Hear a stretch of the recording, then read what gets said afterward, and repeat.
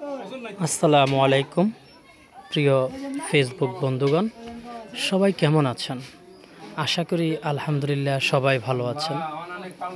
প্রিয় দেশ ও প্রবাসের ভাইরা, আপনারা দেখছেন একটি মসজিদ নির্মাণের ভিডিও। যে মসজিদটি আমরা আজ থেকে অনেক দিন আগে কাজটি শুরু করেছিলাম, আর এই মসজিদটি হচ্ছে আমাদের স্থানীয় নূরপুর বাজার জামে মসজিদ। এটি তিনতলা ফাউন্ডেশন দিয়ে কাজটি শুরু করা হয়েছিল। তিনতলা ফাউন্ডেশন দিয়ে কাজটি শুরু করার পর প্রথম ছাদ ঢালাইয়ের পরে এখন গাঁথনির কাজটা চলছে।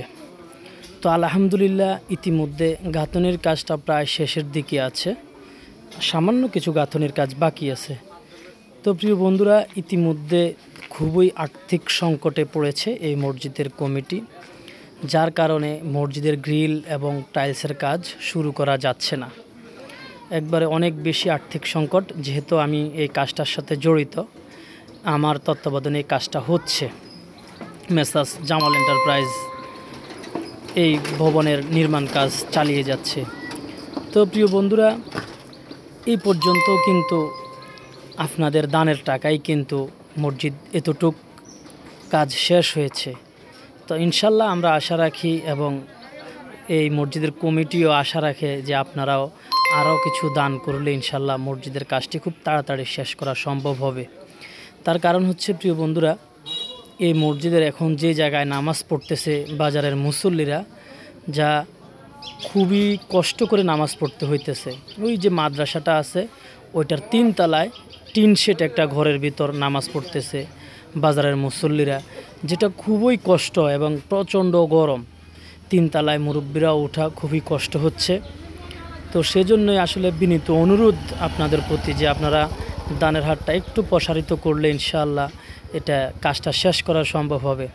আর এই মসজিদের এই যে সভাপতি আবুল কালাম ভাই, ওনার এই মসজিদের প্রতি অনেক পরিশ্রম আছে। যাক, উনি এটা কষ্ট করতেছে, ইনশাআল্লাহ এটার জন্য আল্লাহ তাকে উত্তম নিয়ামত দান করবেন, এটা আমরা আশা করি। তো ভাইয়ের পক্ষ থেকেও বিনীত অনুরোধ যে যারাই আমার ভিডিওটা দেখছেন, যে যতটুকু পারেন সহযোগিতা করবেন।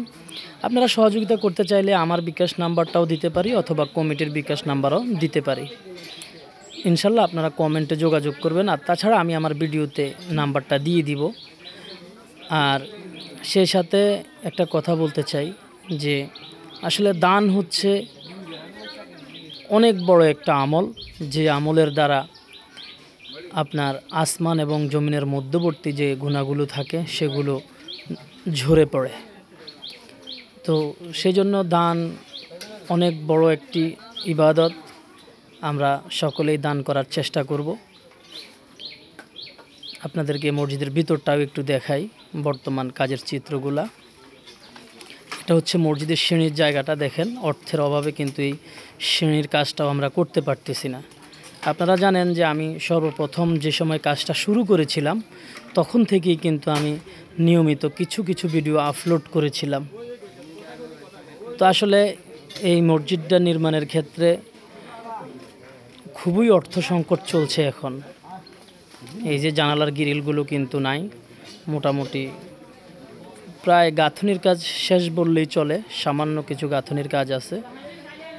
কিন্তু এখন এই গ্রিল আর টাইলসের কাজটা নিয়ে খুব বেশি ঝামেলায় আছে কমিটি।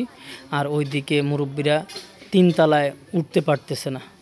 এটা খুবই কষ্টকর, যেহেতু আজকে অনেক দিন হয়ে গেছে মসজিদটা ভাঙা হয়েছে।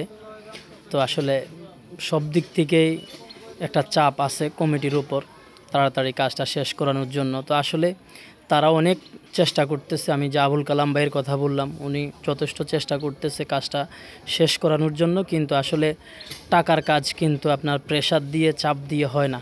তো আসলে আমরা আশা করব আমরা যদি সবাই মসজিদের প্রতি একটু দানের হাতটা বাড়িয়ে দেই, ইনশাল্লাহ খুব তাড়াতাড়ি এই মসজিদের কাজটা শেষ করা সম্ভব হবে এবং মানুষ এই মসজিদে নামাজ পড়তে পারবে।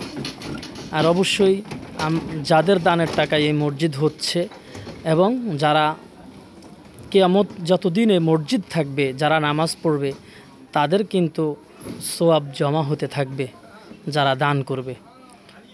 তো আমরা সকলেই একদম অন্তর থেকে চেষ্টা করব যাতে খুব তাড়াতাড়ি এই মসজিদের কাজটা শেষ করা সম্ভব হয় এবং আমরা যে যতটুকু পারি, এখানে খুব বেশি টাকা দিতে হবে বিষয়টা এমন নয়, বেশি মানুষ অল্প অল্প করে টাকা দিলেও কিন্তু অনেক কিছু করা সম্ভব। এটা খুবই বড় একটা মসজিদ, এটা মোটামুটি নিচতলাটা 1800 স্কোয়ার ফিট আছে এরিয়াটা। এই যে ফরিদ ভাই উনিও চেষ্টা করতেছে, এই যে ভিডিও করতেছে ফরিদ ভাই, কাজের তদারকি করতেছে।